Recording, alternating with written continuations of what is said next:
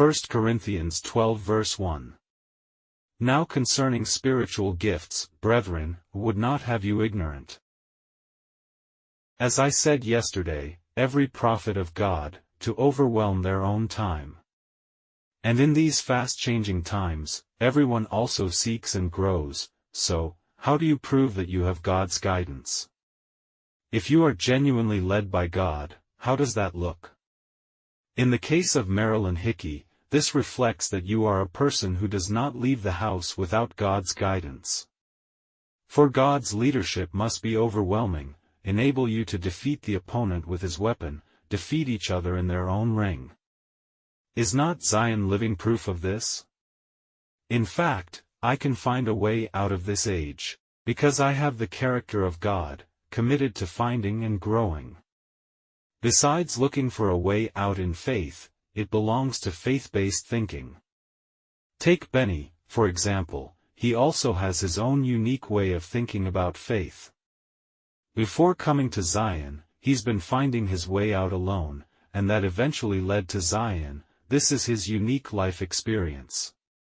And most importantly, faith thinking is closely related to our choices, decisions, and actions, represents our true character. In the process of finding a way out, it involves countless trials and tribulations, sacrifices, desires, hopes, and faith. A complete character is gradually conceived. Of course, the more complex the way out, the more perfect the character. If you are born a second ancestor of faith, growing up in Zion, because the way out was so easy, character is not always perfect in the trial. But like I said, no matter what position you're in, for example, when Solomon was looking for a way out of his faith, then he'll have his own beliefs, it's part of his maturity. Therefore, the difficulty of the way out, or from the ups and downs in your life, or from what you have established before God, that ambition is as tricky as reaching heaven. Like when I started the church, faced with unprecedented difficulties, even if you add up 100 churches, not as much as we can do with a single church. With the first momentum alone, already stand up. What other church in the world can do that? Is that hard enough? And because of that, it pushed me to form a personal belief mindset. It's about seeking and growing, is the only way to find a way out. Now, when I hear of this journey of faith, despite the different lives, limitations, and ages of our brothers and sisters, some people might even think, wow, I'm older than Pastor Wind, so what should I do? But this is precisely the opportunity to nurture their own faith thinking. Because, at this moment, you can choose to regret, give up, play dead, or you can choose to go all out and take action. For example, you can start by improving your physical condition, take the first step towards solving the problem, to reach a level of commitment and dedication that is currently unreachable. Along the way, you'll face trade-offs, difficulties, and considerations. This is called faith-based thinking. It can shape character quickly, from being able to take the lead in creating your standpoint at high speed. I want to become another person, another identity. I have another thing to accomplish. Once your standpoint changes, personality changes will also follow. The reason why so many people refuse to change their personality, because they stand their ground. Make up your mind not to change, not to admit your mistakes. How does that change character? It turns out that a problem drives you to want to solve it, the vision drives you to achieve it. These will make you change your stance immediately.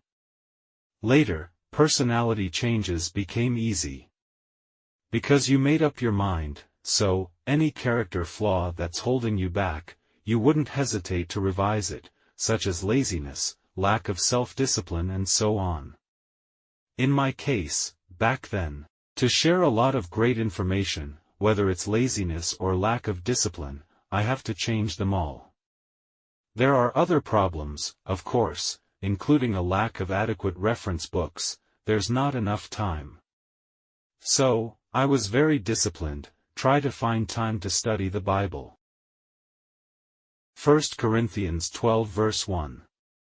Now concerning spiritual gifts, brethren, would not have you ignorant.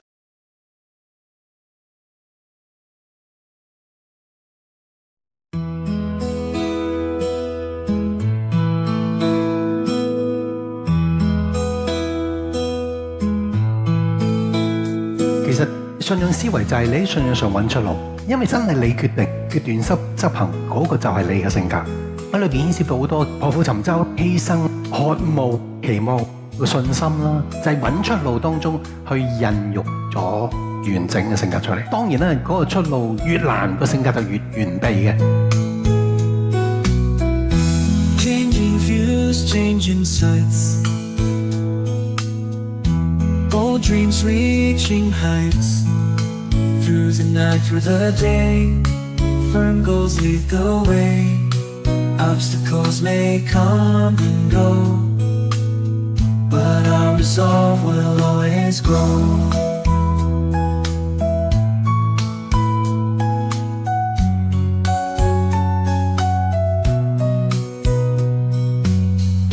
Challenges fuel the flame,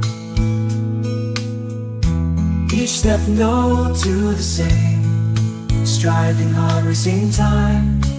Personal growth is our climb. With courage we face the unknown, our potential waiting to be shown. 其實你哋都有你嘅生活，你有你哋嘅限制，咪就係啦。呢個就係你可以誕生信仰思維嘅時間，就係因為你想達到你現時做唔到嘅委身或者付出，其實係高速地製造性格。因為首先第一點最高速要製造你嘅立場先。